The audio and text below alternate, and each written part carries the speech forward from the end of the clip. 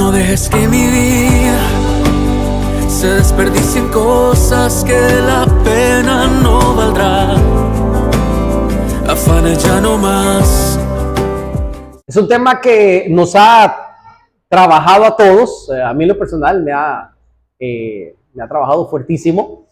Yo considero, como bien lo decía el hermano el miércoles, el hermano Epifanio, que nadie es humilde en su totalidad. Es decir, todos tenemos tantas cosas que todavía ir perfeccionando en nuestro hombre interior, y que debemos de esforzarnos grandemente, porque es una de las cosas más puntuales en la palabra, lo que es la humildad. Así que vamos a seguir hablando acerca de ese tema. Hay muchísimo material por compartir, no nos va a alcanzar el mes, son más de 10, 12 charlas que vamos a estar compartiendo durante este mes.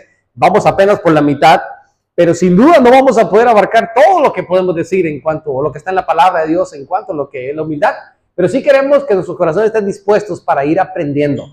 Y si a usted le falta un poquito de humildad, hoy vamos a darle otro empujoncito más para que nos acerquemos más a la humildad, ¿verdad? Si está todavía un poquito lejos, hoy vamos a trabajar entre todos un poquito más para ser dentro o estar dentro de este grupo que se denominan los humildes. Hay un versículo que hemos estado repasando, un versículo muy importante, Romanos capítulo 12, versículo 16, que dice así: unánimes entre vosotros, no altivos, sino asociándoos con los humildes. No seáis sabios en vuestra propia opinión. ¿Está fácil o no está fácil esta tarea? Está un poquito complicada. Está un poquito complicada, ¿verdad? En la práctica no es tan fácil. Conceptualmente hablando, es fácil de asimilar. Pero en el día a día, cuando somos probados, cuando somos retados, cuando nuestra carne es confrontada y ahí quiere salir un poquito nuestro ego, nuestra soberbia, es difícil llevarlo a cabo. Pero vamos a leerlo una vez más todos juntos, ¿les parece? Para que se lo vayan aprendiendo de memoria. Romanos 12, 16. Unánimes entre vosotros, no altivos, sino asociándoos con los humildes. No seáis sabios en vuestra propia. ¿Será que Pablo, el apóstol, escribe esto y dice no sean sabios en su propia opinión? ¿Será que a veces queremos ser sabios en nuestra propia opinión? ¿Será que el apóstol dice, me parece que la gente, cada quien quiere hacer las cosas a su manera? Yo les voy a dejar una frase, y la frase es, no sean sabios en su propia opinión. ¿Será que es más fácil asociarse con los altivos? ¿Será que es más fácil asociarse con los humildes? Y él nos da una directriz para que nosotros estemos absolutamente claros. De lo que hemos venido aprendiendo durante todo este mes, les hago un pequeño resumen. Para los humildes, el caminar suele ser más simple, más sencillo. Si usted es una persona 100% humilde, la vida le va a ser, sin duda y de manera automática, más simple, más llevadera. Hermano pastor, ¿está seguro? Absolutamente seguro. Si usted es una persona verdaderamente humilde, la vida se le va a hacer mucho más sencilla. ¿Por qué? Bueno, porque usted y yo no vamos a estar luchando contra la voluntad de Dios. Vamos a vivir día tras día llenos de contentamiento. Porque vamos a amar a todas las personas por igual. Nuestros corazones no van a guardar rencor. El afán y la ansiedad no están sobre mí, sino que reposan sobre aquel que tiene cuidado de nosotros. Y por último, voy a deleitarme cada día en obedecer al Señor. Aquí está un resumen de lo que hemos aprendido. Y si logramos ponerlo en práctica, nuestra vida va a ser absolutamente más fácil. Si usted y yo no lucháramos contra la voluntad de Dios, porque luchamos todos los días contra la voluntad de Dios. Dice la oración del Padre Nuestro, venga a nosotros tu reino y hágase tu voluntad. Cuando Jesucristo está enseñando este modelo de oración, porque no es una oración para estarla repitiendo, es un modelo de oración. Cuando Él nos deja ese modelo de oración, nos enseña automáticamente que nuestro clamor al Señor debe de ir dirigido para que no se haga mi voluntad. Porque yo no puedo ser sabio en mi propia opinión, porque yo humanamente hablando estoy lleno de errores y no sé qué es lo más conveniente ni siquiera para mí mismo. Entonces yo tengo que pedirle a aquel que todo lo sabe y que es poderoso y que ve todo desde las alturas, tengo que pedirle que se haga su voluntad. No solamente en los cielos, en la tierra, sino también en mi propia vida. ¿Por qué? Porque la Escritura dice que su voluntad es buena, agradable y perfecta. No hay un solo plan de Dios que no sea perfecto. Ahora, muchas veces a mí no me gusta la voluntad de Dios, porque lo que estoy viviendo no me parece justo, porque yo quisiera que mi realidad fuera otra, porque no es justo que a otro le vaya un poquito mejor que a mí, porque yo me comparo con mis familiares, con algunos amigos o con otra gente por ahí. Ve. Y no me gusta la voluntad de Dios que está imperando en mi vida y comienzo yo a luchar contra Él. Eso se llama soberbia, porque yo creo que sé más que el Altísimo, porque yo creo que su voluntad no es tan perfecta. Incluso tenemos la osadía de pedirle al Señor que cambie las cosas porque su voluntad no está bien. Es decir, que yo le estoy insinuando al Señor que a mi modo sería mejor que al modo de Dios. Una persona humilde no pelea contra la voluntad de Dios, simplemente le da gracias a Dios en todo y por todo. Está lleno de contentamiento, es decir, sea cual sea mi situación, como dijo Pablo, sé estar contento, ya sea en abundancia o ya sea en escasez. Para todo y por todo estoy preparado, decía el apóstol. Y de ahí viene este famoso versículo que mucha gente lo utiliza como un eslogan de vida: todo lo puedo en Cristo que me fortalece. Eso dijo un ladrón antes de brincarse una tapia grandota. Todo lo puedo en Cristo. El contexto es que el Señor suple todas nuestras necesidades y que en Él vamos a salir adelante. Aprendemos a amar a todos por igual y no se guarda rencor en nuestros corazones. ¿Usted sabe cuánto usted se libraría en esta vida si no tuviera rencor en su corazón?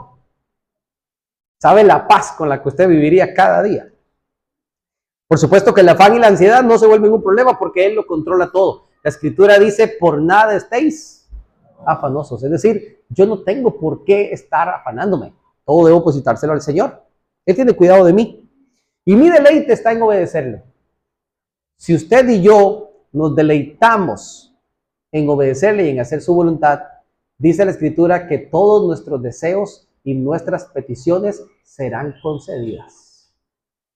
Eso cuando usted y yo nos deleitamos en la presencia del Señor. Bien, vamos a estar hablando acerca de los humildes y quiero que vaya conmigo por favor al Salmo 25, versículo 9. Salmo 25, el versículo 9. Son de estos pequeños tesoros que están por ahí escondidos y que me encanta cuando uno los encuentra porque le llena a uno de luz estas cosas. Dice el Salmo 25, el versículo 9, me dicen amén cuando lo tienen para poderlo leer y que nadie se pierda la lectura. Dice el versículo 9 del Salmo 25, encaminará ¿a quiénes? A los humildes por el juicio y enseñará a los mansos su carrera. Sigo leyendo: todas las sendas de Jehová son misericordia y verdad para los que guardan su pacto y sus testimonios. ¿Entendieron lo que leyeron, mis amados hermanos? Acá, en el versículo 9 del Salmo 25, hay más o menos lo que yo pudiera decir, un compromiso de parte de Dios con cada uno de nosotros. Léalo para que lo vea. Versículo 9. ¿Encaminará a quiénes? A los humildes. A los humildes, ¿qué hará Dios por ellos? Los encaminará por el juicio. Ahorita voy a explicar un poquito esta palabra. No significa que si usted y yo estamos en un juicio, el Señor nos va a encaminar. No, se refiere a otras cosas. Y enseñará. ¿Qué va a hacer con los mansos? Les enseñará. ¿Usted sabe por qué a la gente hay que enseñarle? ¿Usted sabe por qué a los niños hay que enseñarles? Por una sencilla razón. Porque no saben. Usted le explica a un niño matemáticas. ¿Por qué le explica a un niño matemáticas? ¿Y por qué hay que explicarle tantas veces? Porque no saben. ¿Cuántos de los que están aquí se les hizo muy fácil aprender a andar en bicicleta? ¿O ya usted nació sabiendo andar en bicicleta? Hubo que enseñarle a andar en bicicleta. Algunos no aprendieron a andar en bicicleta, pero sabían andar en moto. Esas cosas pueden pasar. Pero tuvo que aprender. La Escritura, o Dios mismo, se compromete a enseñarte siempre y cuando tengas una característica, y es ser manso. Y quiero que profundicemos en esto porque hay cosas bien bonitas. Número uno, el compromiso que el Señor está haciendo con los humildes es que Él nos va a mostrar, dice la primera frase del versículo 9, Él nos va a mostrar lo que nosotros llamamos el juicio. Esto significa la verdadera lógica de la vida. La verdadera lógica. ¿Qué es verdaderamente lógico ante los ojos de Dios que pareciera que no es tan lógico en los seres humanos hoy en día? Y cuando vemos nuestra sociedad, entendemos que para el ser humano común, para la sociedad común, hacer ciertas cosas que les parece lógicas, resultan que a la luz de la palabra de Dios no tienen sentido. No tienen sentido. Nuestra lógica en Cristo, en el Señor y a través de la palabra es absolutamente contraria a la lógica del mundo. Vamos a partir desde allí. Lo que la palabra nos enseña a nosotros como lógico, para el mundo es absurdo. Y lo que para ellos es lógico, para nosotros a la luz de la palabra debería de ser absurdo. Les voy a poner un par de ejemplos. Dice, pastor, ¿de qué se está hablando? Dos ejemplos básicos. ¿Qué dice el mundo que hay que hacer cuando a usted le hacen algo mal? Que te hiere, que te afecta, que te ofende. ¿Qué dice el mundo que hay que hacer? ¿Qué dice la lógica de la corriente de este mundo? A mí el que me la hace, no paga. Y de lo que trae, eso dice la lógica de este mundo. ¿Qué dice Romanos, capítulo 12? No os venguéis vosotros mismos, sino dejad lugar a la ira de Dios. No maldigáis, sino bendecid a los que os maldicen. ¿Qué lógica tiene el estar orando por una persona que me pasa maldiciendo? Humanamente hablando, ¿tiene lógica? Es más, Jesucristo dijo, amad a vuestros enemigos, porque si usted ama a los que le aman, ¿qué mérito tienen? Pero usted me está diciendo, hermano, pero por algo son enemigos, porque a un enemigo como que no es muy fácil amarlo. Pero Jesús dice, amen a vuestros enemigos. ¿Sabe lo que le está diciendo? Que usted no tiene derecho a tener enemigos, porque usted debe de amar a todos. Hermano, pero eso no tiene lógica. Por eso le estoy diciendo que el mundo y su lógica es completamente contrario a la lógica que Dios nos quiere enseñar de acuerdo a su palabra. Y usted y yo deberíamos de adoptar en los juicios de Dios, en lo juicioso de Dios para cada uno de nosotros, lo que a Él le agrada. Dios quiere que usted y yo hagamos las cosas con sano juicio, con inteligencia, con prudencia. lo que dicen nuestros hermanos colombianos, juicioso. Juicioso, es así, ¿verdad, Sofía? Juiciosito. Vaya y haga eso, pero juiciosito. Vaya al colegio, ¿verdad? Juicioso. Les pongo otro ejemplo. Vamos a suponer, mi amado hermano, que usted está en una fila muy larga y usted ve un pariente por allá adelante y que todavía le dice a usted, ¡eh!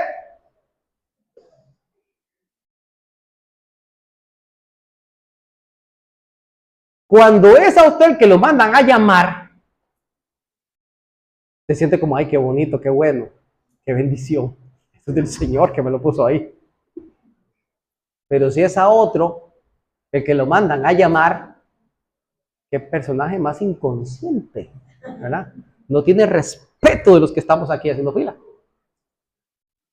Antes contaba de los tranques que se hacen a veces en Guabalá. Hace unos años atrás eran unos tranques, cuando íbamos de Santiago, a veces hasta 2 horas tenemos que esperar en Guabalá porque se hacían unos tranques terribles. Y recuerdo que la gente cogía el carril derecho para irse bien adelante y luego allá pedir cacao y poder entrar. Entonces la gente decía, ay, qué barbaridad, qué inconscientes. Pero cuando usted lo hacía, entonces usted dice, ay, qué salvada, me dieron chance.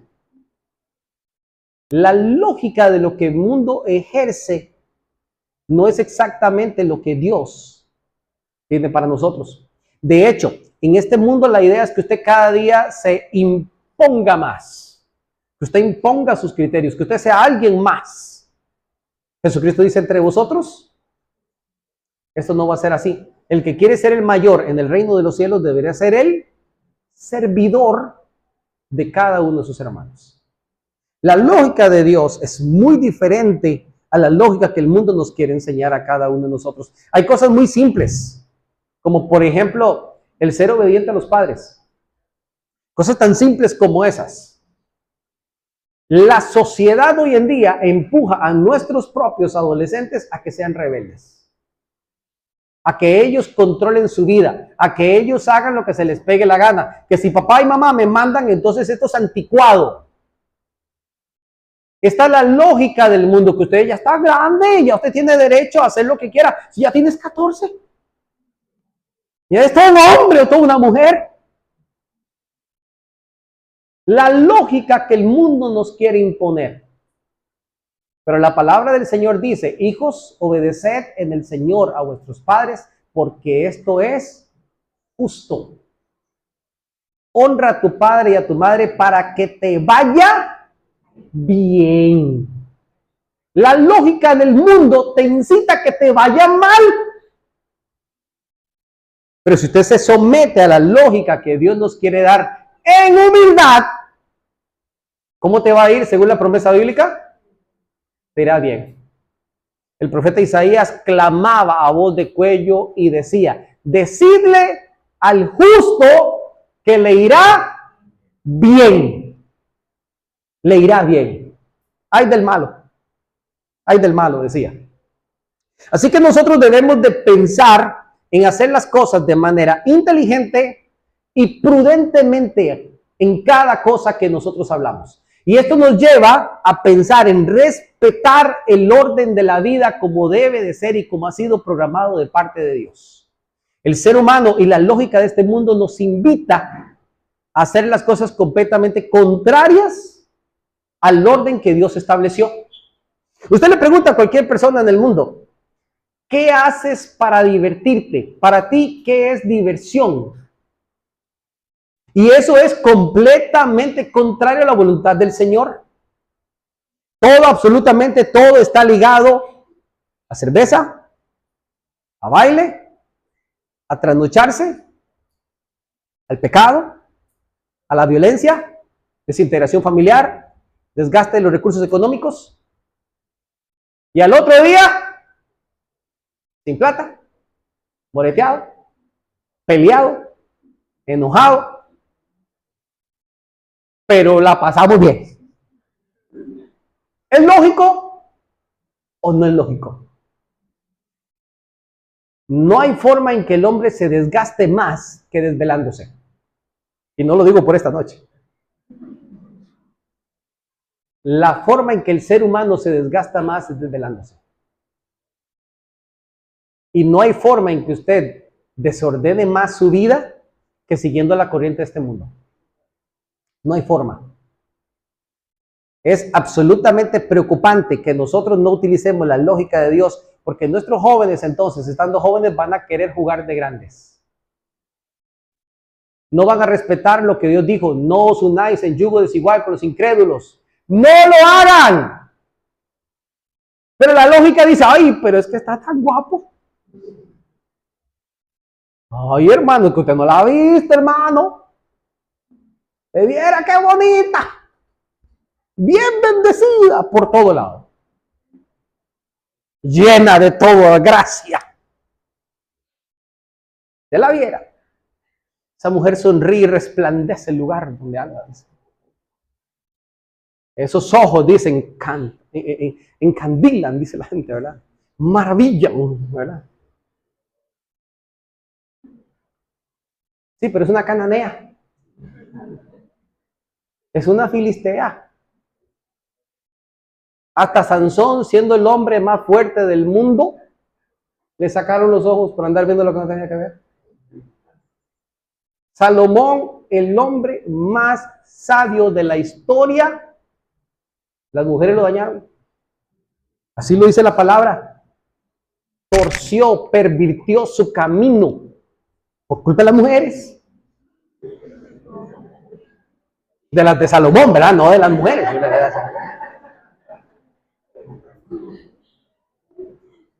¿Me explico?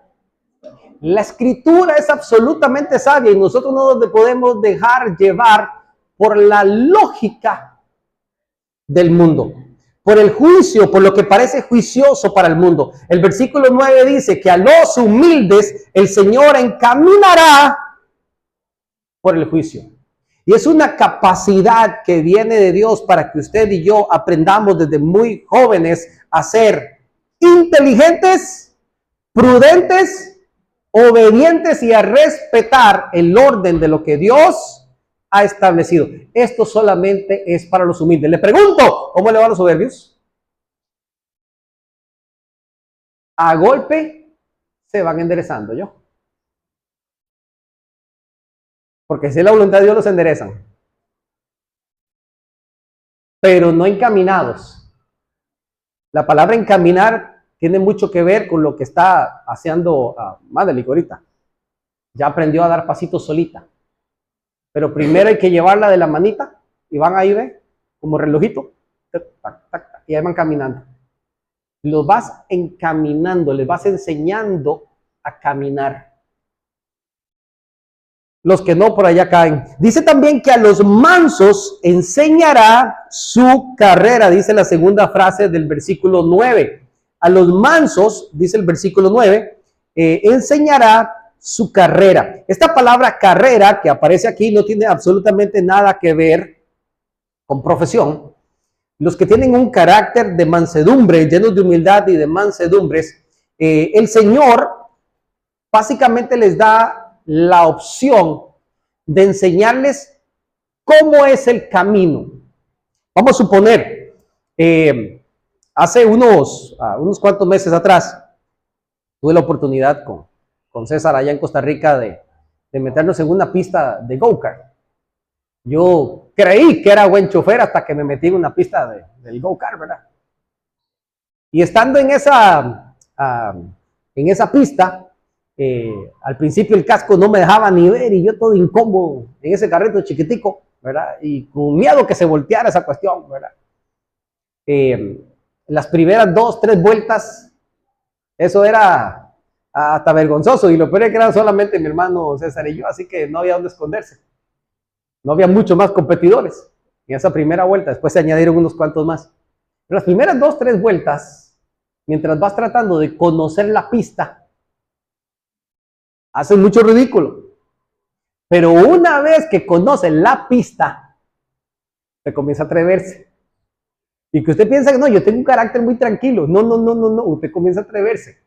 Y usted comienza que el acelerador no lo sueltas en ningún momento, al fondo hasta donde da. Y cuando usted agarra una curva con todo y comienza a ver que el carro no se vira, entonces te va entrando una adrenalina.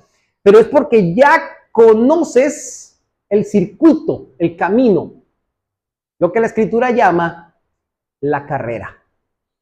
Conocer el circuito por el cual nosotros nos movemos día tras día nos da más ventaja que no conocerlo. La escritura dice que a los mansos el Señor les va a enseñar la carrera. Hijo, yo sé cómo se corre en esta vida y no se corre al igual que los demás. Por eso es que la escritura dice que es ancho y espacioso el camino por donde muchos transitan, pero que su fin es de perdición. Pero es angosto el camino que lleva a la vida eterna. ¿Sabían que la palabra carrera es exactamente la misma que aparece en Proverbios 22:6?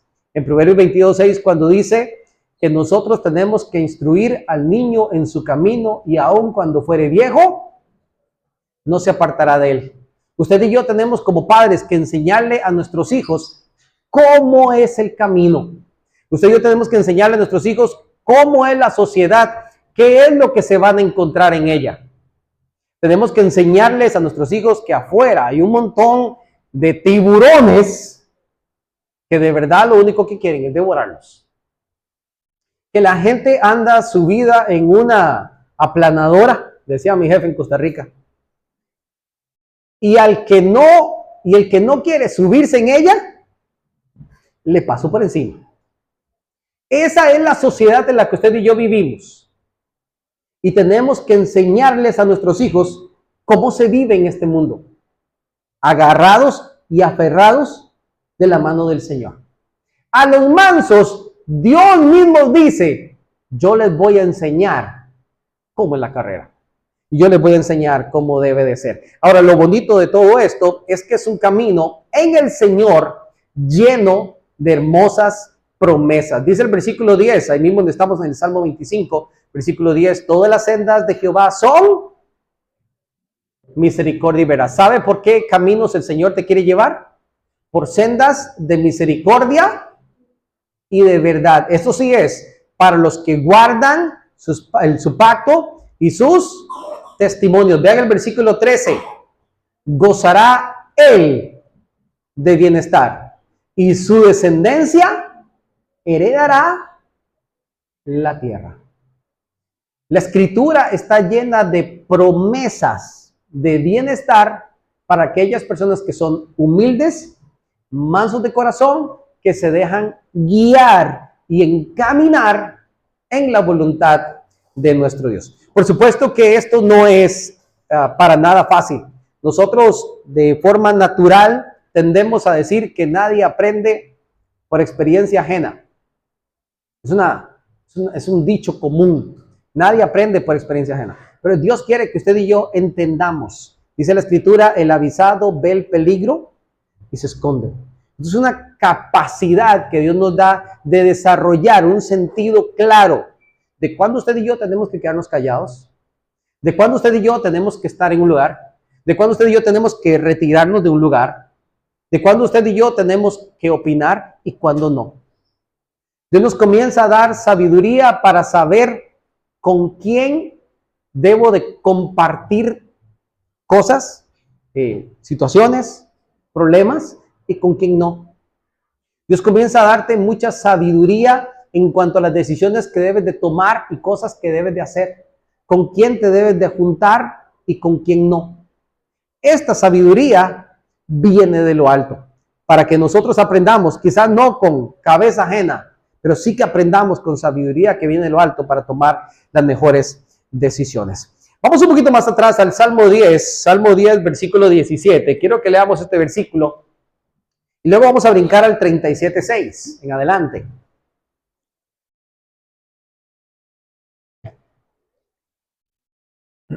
Salmos capítulo 10. Vamos a iniciar con el versículo 17. Aquí quiero extraer un principio y luego vamos a ver cómo lo aplicamos un poquito más adelante en el Salmo 34. Dice el Salmo 10:17. El deseo de ¿quiénes? de los humildes oíste, oh Jehová. Tú dispones su corazón y haces atento tu oído. Quiero conservar la idea de la primera frase. El deseo de los humildes oíste. En pocas palabras, la Escritura nos está enseñando que cada persona que tiene un corazón humilde tiene garantizado que el Señor escucha sus oraciones. Y quiero que lo veamos materializado en cómo lo expresa el rey David un poquito más adelante en el Salmo 34. Vamos al Salmo 34. Es justamente la misma idea. Salmo 34, mire cómo lo expresa el salmista a partir del versículo 6.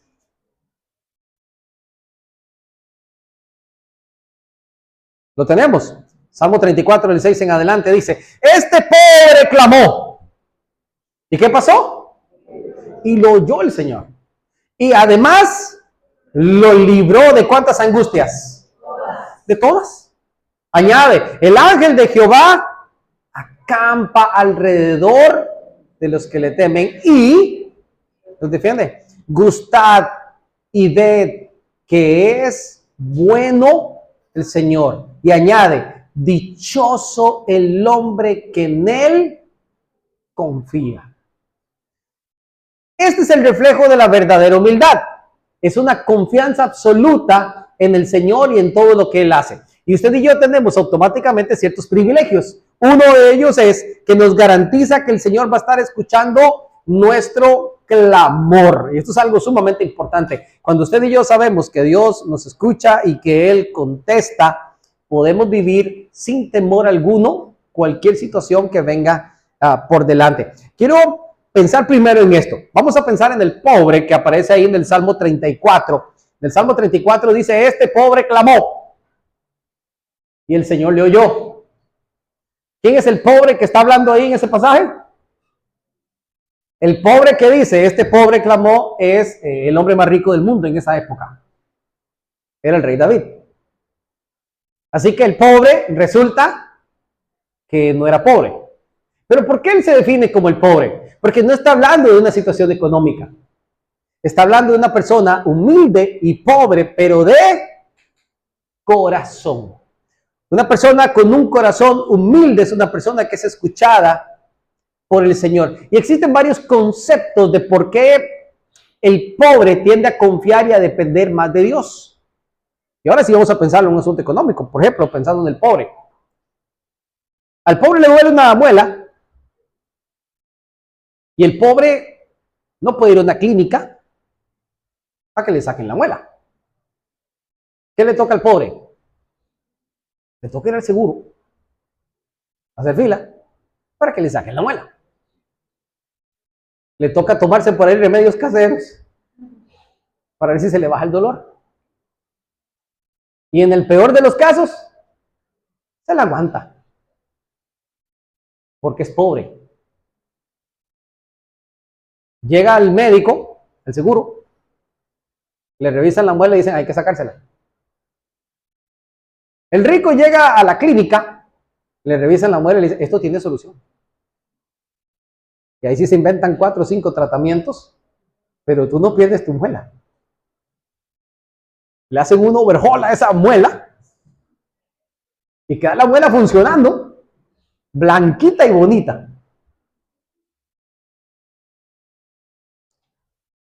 El pobre está metido en un problema vecinal y no puede contratar a un abogado. El rico dice, de eso se encargan mis abogados. Oye, se oye hasta bonito, ¿verdad? De eso se encargan mis abogados. El pobre le toca caminar. Pero el rico anda en carro. Se le toca caminar y si tiene el cuara, entonces coge el bus para venirse del colegio para acá en bus. Al rico lo van a buscar a la puerta del high school y me llevan hasta la casa. ¿Y qué quiero ir con esto? En que nosotros muchas veces nuestra dependencia no ve al Señor como la primera opción, sino en nuestras capacidades. El rico siente que puede resolver porque quizás tiene recursos. Pero el pobre tiene que poner su confianza absoluta en el Señor. Y esto no debería de estar marcado en una capacidad económica, debería estar marcado en una actitud de mi corazón. En que en medio de una circunstancia, este pobre lo primero que hace es clamar al Señor con la confianza que Él me va a escuchar. Así que el humilde siempre aprende a depender del Señor. Sus fuerzas no están en las cosas que tiene, ni en sus conocimientos. En aquella persona que es humilde de corazón, no busca aclarar todo. No busco aclarar todo, porque lo ponemos todo en las manos del Señor. Usted y yo aprendemos en humildad a estar seguros que el Señor es el que moldea corazones. Y usted y yo no tenemos que estar empujando o forzando las cosas, porque es Dios el que moldea nuestros corazones en humildad. Y lo más hermoso de saber que usted y yo podemos clamar al Señor es que Él hace justicia. Tenemos un Dios que hace justicia porque de los cielos ve absolutamente todas las cosas. Usted y yo no tenemos que ayudarle a Él, tenemos que confiar en Él. Dice el versículo 6 y 7 que Él me escuchó y no solamente me escuchó, sino también que me libró de todas mis angustias. Y esto involucra todas las angustias. Puede ser tal vez tiempos de enfermedad. En los tiempos de enfermedad existirá mucha angustia alrededor mío. Quizás en tiempos de necesidad o limitaciones económicas. Tal vez momentos en que las cosas no salen bien. Esas son aflicciones y son angustias que están en mi corazón. Quizás una de las angustias que más está afectando a la gente hoy en día se llama la soledad. Las personas rodeadas de muchísimos amigos, pero amigos de Instagram. Pero en el momento de la vida real se sienten absolutamente solos. Es allí donde el Señor nos libra de todas nuestras angustias. Pero para eso, este pobre tiene que reconocer que es pobre de espíritu y que necesita de aquel que todo lo puede. Incluso dice el versículo 7 que Él envía a su ángel para acampar, es decir, para poner su tienda a mi alrededor. Y además, dice que me defiende. El secreto está en aprender a temer al Señor. Es lo que me enseña el versículo 8 y 9. Dice el versículo 8 y 9, gustad y ved que es bueno el Señor. Mi amado hermano, usted puede buscar cualquier camino. Hay muchos, le repito, la sociedad nos da muchas opciones. El único camino que es bueno es el Señor. Jesucristo dijo, yo soy, en singular. Yo soy el camino, la verdad y la vida. En singular. No hay otro camino. Existe mucho camino que al hombre le parece recto, pero su fin es un fin de perdición, dice la palabra. Solamente en Él encontramos un camino que es bueno. Si ustedes como yo, normalmente va a buscar una ruta, aunque sea un poquito más larga, pero que la carretera esté mejor. Porque no hay nada más feo que andar en una carretera mala. ¿Y cómo golpea el carro? Usted y yo tenemos que aprender que son mejores sus caminos. Gustad y ved que nuestro Señor es bueno y dichoso el hombre que en Él confía. Mire esa frase. Dichoso el hombre que en Él confía. Es bienaventurado aquel que en Él confía. Temed a Jehová vosotros sus santos, pues nada falta a los que le temen. Voy a volver a leer este versículo, es el versículo 9.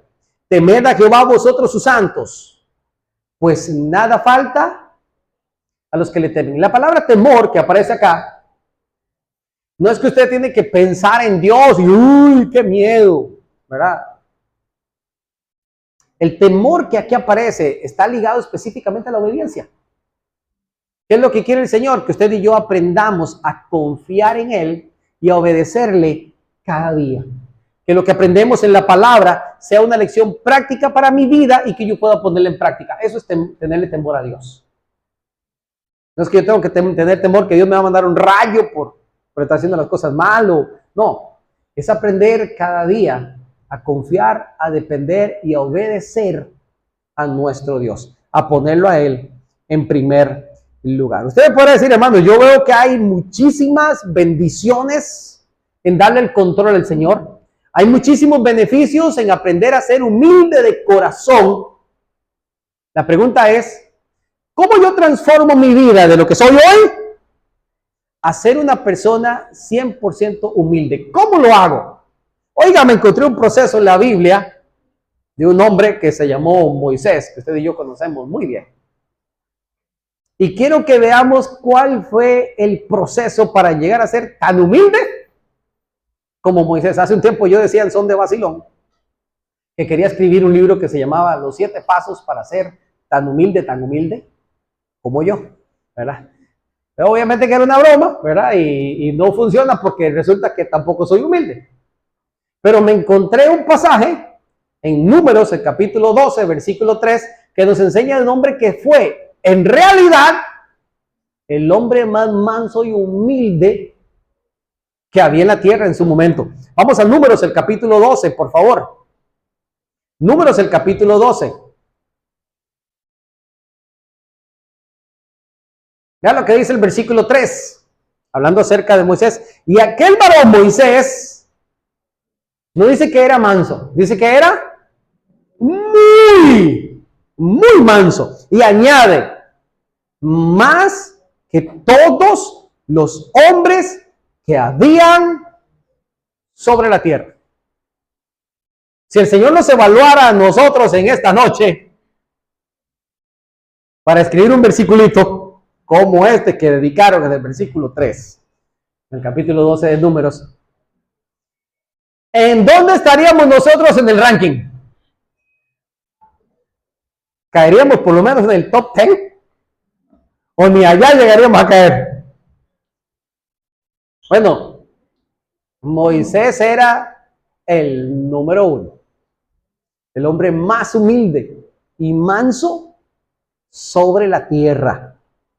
Ahora, esto fue un proceso muy largo y necesitó de muchas aventuras, porque básicamente así fue su vida, para poder entender los propósitos que Dios tenía para su vida y para llegar a ser el hombre más manso sobre la tierra. Número 1, lo primero que necesitó fue salir de Egipto. Yo no sé si aparece la frase, pero entre comillas es literalmente ser humillado.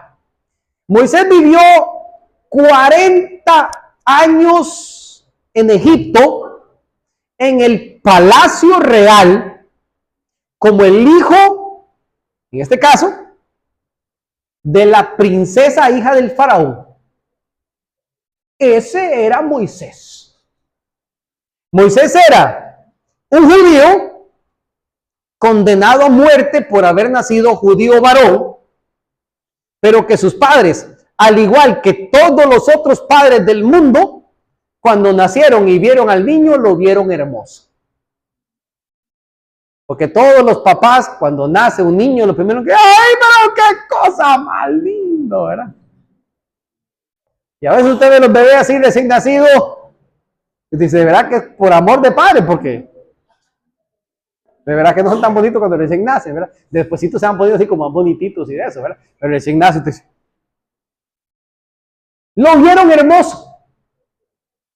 Y tan hermoso lo vieron, que sus papás dijeron, no, yo no puedo darme el lujo de que a mi bebé me lo maten. Entonces hicieron todo un complot y lo mantuvieron escondido. Y le voy a decir que Moisés era un niño que se portaba muy bien chiquito. Porque si hubiese sido un niño llorón, ya le hubiera caído la ley de Egipto. Pero lo tuvieron escondido durante 3 meses a este bebé. Y cuando ya vieron que no podían mantenerlo más, dice la escritura que tomaron una canastita, la forraron y lo pusieron a él sobre las aguas del río Nilo. Y lo dejaron que el agua se lo llevara, porque sabían que más o menos a esa hora las doncellas se iban a bañar al río. Entonces, cuando lo vieron, ahora sí, con 3 meses resulta que el bebé de verdad era bonito. Porque donde la hija del faraón lo toma, dice que lo vio hermoso. Y le llegó todo, le movió todo eso por dentro. ¡Ay, pero qué bebé más bonito! Y entonces dice, y le vamos a poner Moisés, porque de las aguas lo saqué. Y entonces lo tomó, y dice la escritura que lo crió como su propio hijo. Vamos a ese pasaje de Hechos para que ustedes vean que no les estoy metiendo gato por liebre. Hechos capítulo 7. El primer pasaje que vamos a leer, luego vemos el de Éxodo. Hechos el capítulo 7.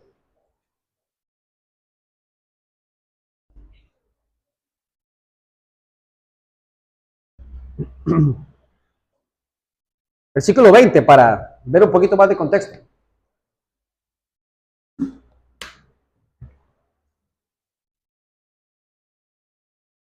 En aquel mismo tiempo nació Moisés. ¿En qué tiempo? En el que habían sido expuestos los hijos a muerte, según lo que dice el versículo 19.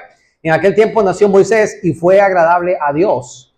Y fue criado 3 meses en casa de su padre.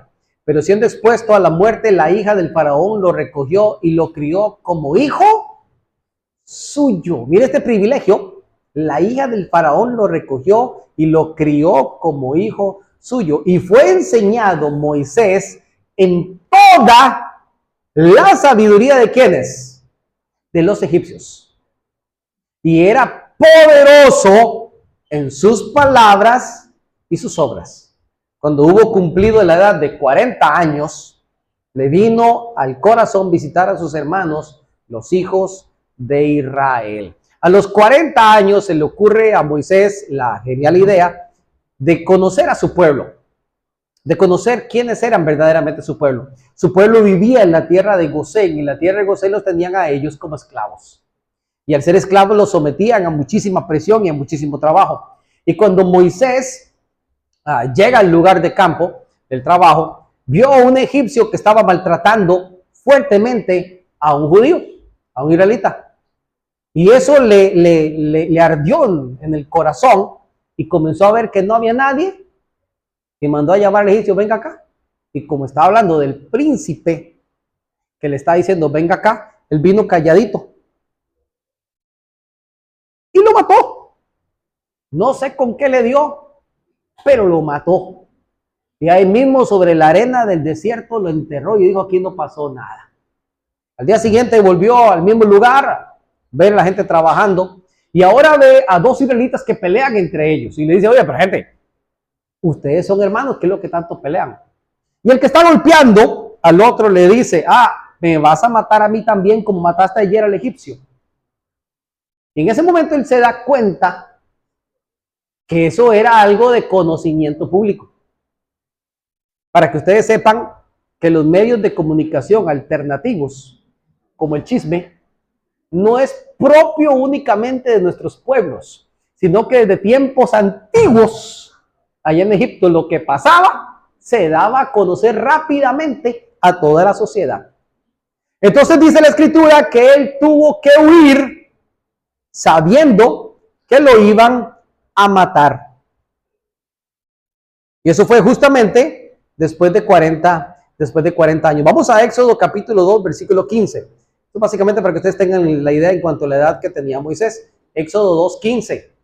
Dice la escritura: oyendo Faraón acerca de este hecho, o sea, que había matado al egipcio, procuró matar a Moisés, pero Moisés huyó delante del Faraón y habitó en la tierra de Madián. ¿Por qué era tan importante para entrar en el proceso de la humildad que Moisés tuviera que salir de Egipto?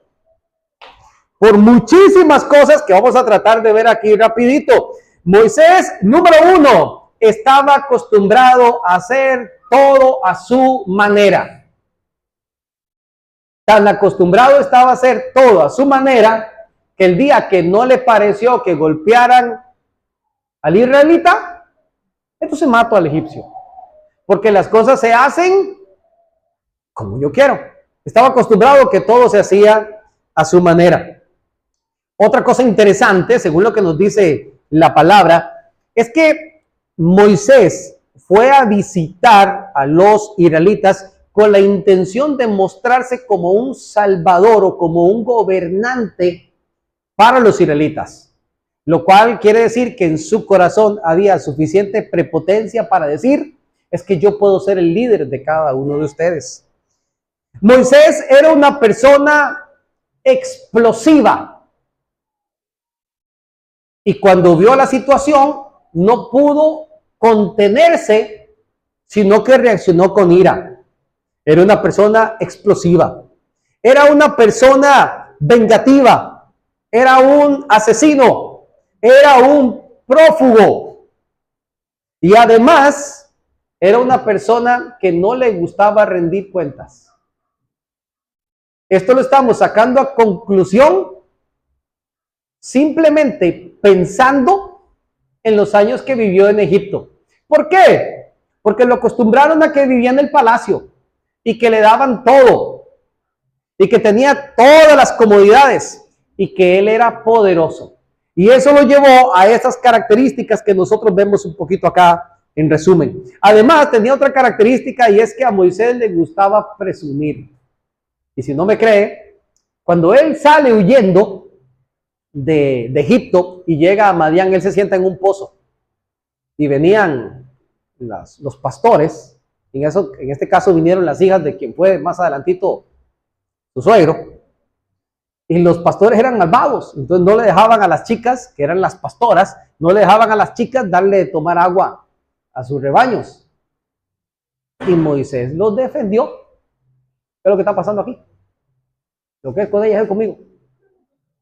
Y él sacó el agua y se la dio a las chicas, primero a las chicas. Y todo el mundo ve. El hombre le gustaba impresionar. Ese era su carácter.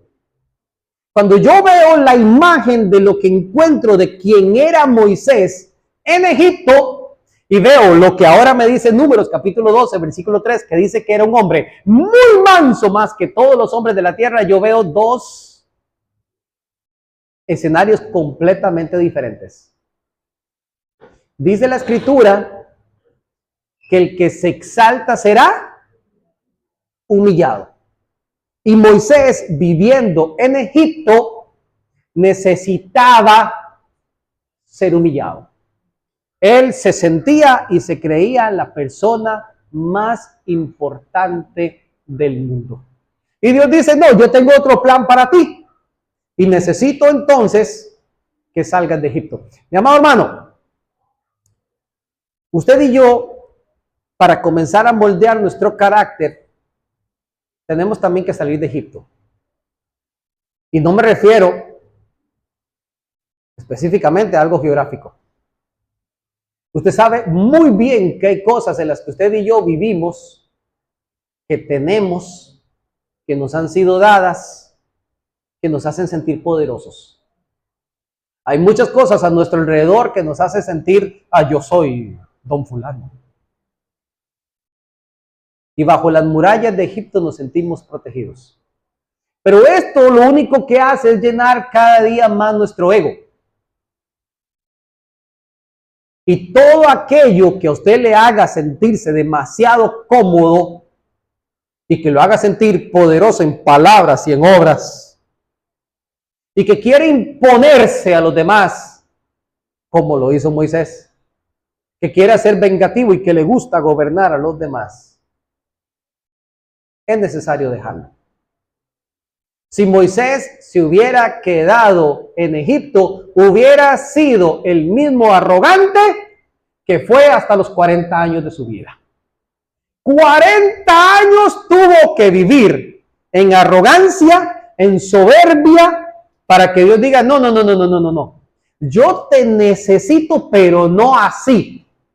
Así que vamos a entrar en otro bloque de otros 40 años, pero muy diferente a lo que hasta aquí has vivido. Y aquí comienza la segunda parte de la vida de Moisés. Ahora su vida está enfrascada en Madián. Vamos a Hechos capítulo 7. Espero que no haya perdido ese pasaje de Hechos.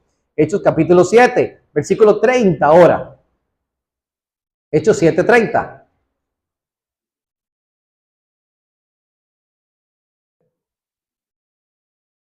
Voy a leer desde el versículo 29. Al oír esta palabra, huyó Moisés y vivió como extranjero en tierra de Madián. ¿Para dónde le tocó irse? Para Madián, donde engendró 2 hijos.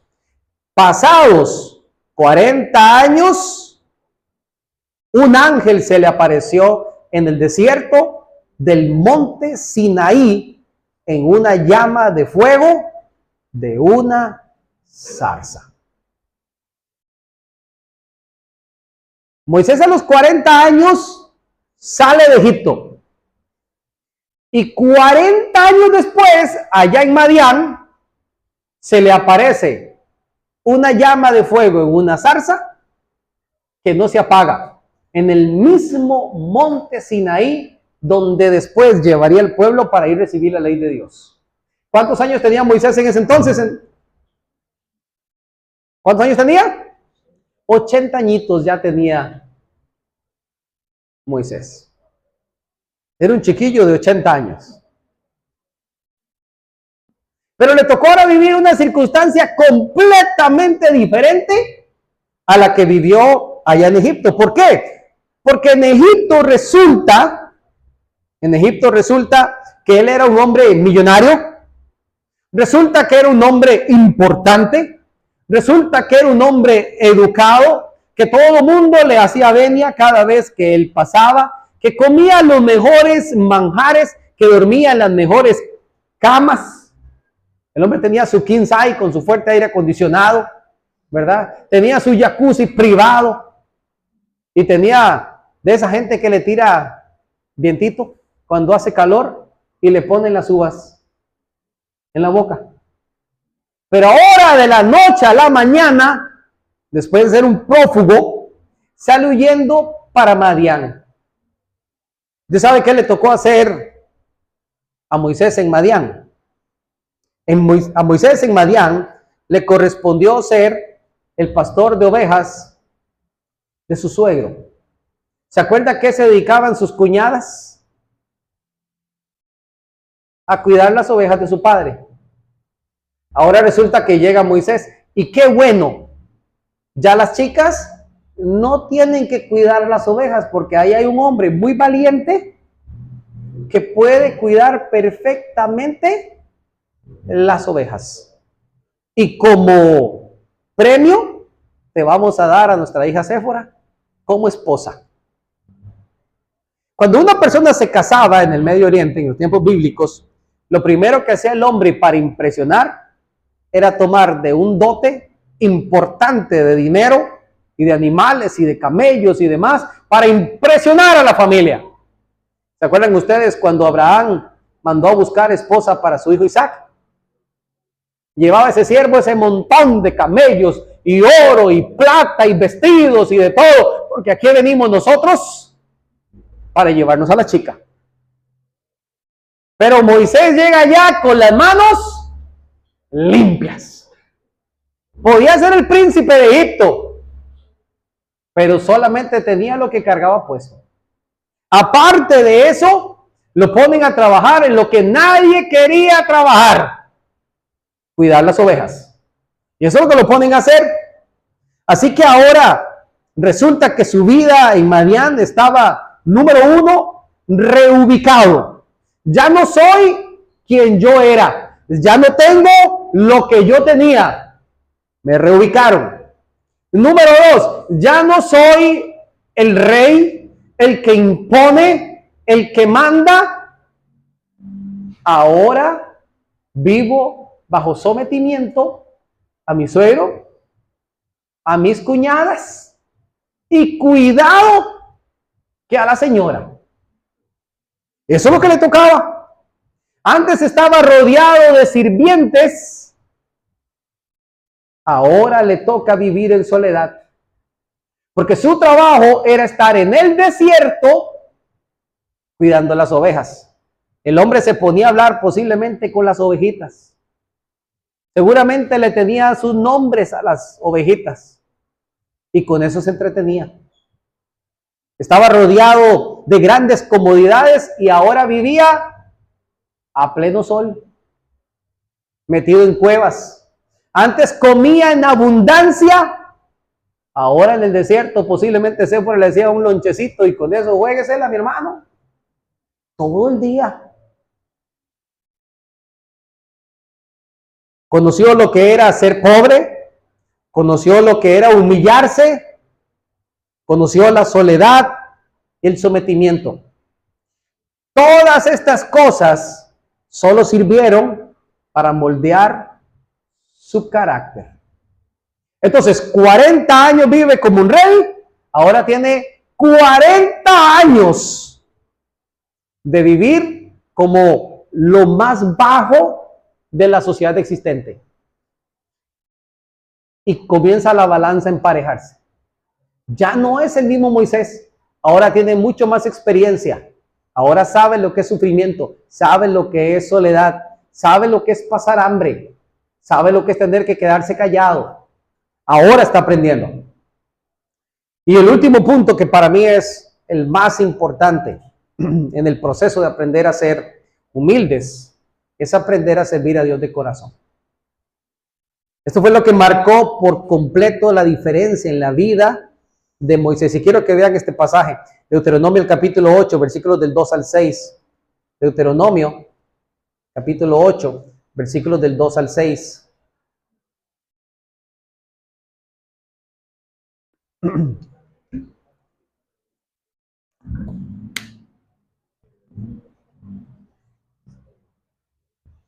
Y te acordarás de todo el camino por donde te ha traído Jehová tu Dios.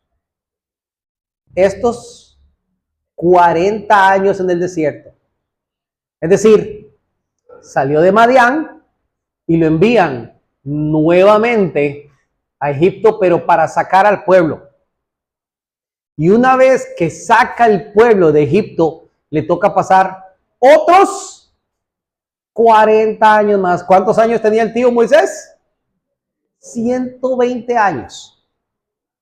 Te acordarás de todo el camino por donde te ha traído Jehová tu Dios estos 40 años en el desierto, para afligirte, para probarte, para saber lo que había en tu corazón, si habías de guardar o no sus mandamientos. Si te afligió y te hizo tener hambre y te sustentó con maná, comida que no conocías tú ni tus padres la habían conocido, para hacerte saber que no solo de pan vivirá el hombre, mas de todo lo que sale de la boca de Jehová vivirá el hombre.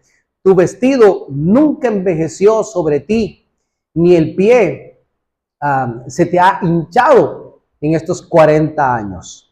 Reconoce a sí mismo en tu corazón que como castiga el hombre a su hijo, así Jehová tu Dios te castiga. Guardarás pues los mandamientos de Jehová tu Dios, andando en sus caminos y temiéndole. Acá está el resumen de los 120 años de la vida de Moisés. Ahora, durante este último proceso de estos últimos 40 años, está capacitado para ser líder y para servir. Pero tuvo que pasar por varias cosas para primero servirle. Número uno, tuvo que aprender a verle cara a cara. Moisés recibió ese llamado directo de parte de Dios y le vio cara a cara. Pudo conversar con él y escuchó esa misma voz de Dios que le dijo: quita las sandalias de tus pies porque el lugar en que estás santo es. Conoció a Dios cara a cara. Y esto es lo más importante para que usted y yo seamos humildes, una disposición de corazón y conocer verdaderamente a nuestro Dios. Conocer el poder de Dios. Esto nos hace verdaderamente ser humildes. Cuando usted ve lo que Dios puede hacer, Usted se comienza a humillar delante de la presencia del Señor. Otro aspecto importantísimo, él estuvo dispuesto a obedecerle. Tuvo que aprender a callar ante las críticas, las murmuraciones y las burlas de todo el pueblo judío mientras caminaron esos 40 años largos en el desierto.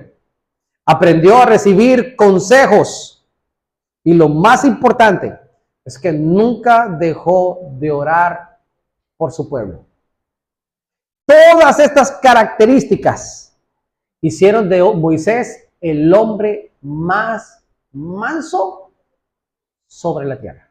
Usted y yo necesitamos de todas estas cosas para aprender a ser hombres y mujeres con un corazón manso y humilde de verdad. Y cuando lo aprendemos, entonces comenzamos a disfrutar también de un montón de sus bendiciones. Termino con esta frase que escribo para ustedes. Desde Egipto hasta Canaán, la vida de Moisés fue la muestra del plan creativo de Dios. Un proceso sabio que evidencia las grandes riquezas que experimentamos en los desiertos y de los desolados que podemos estar, aunque vivamos en el palacio. Porque la lógica de este mundo no se compara con la lógica que Dios ha creado para nosotros en su palabra. Que el Señor nos ayude cada día, mis amados hermanos, a ser de corazón mansos y humildes, porque es la única manera en que experimentaremos la voluntad de Dios. Acompáñenme en oración. No dejes que mi vida se desperdicien cosas que la pena no valdrá. Afana ya no más.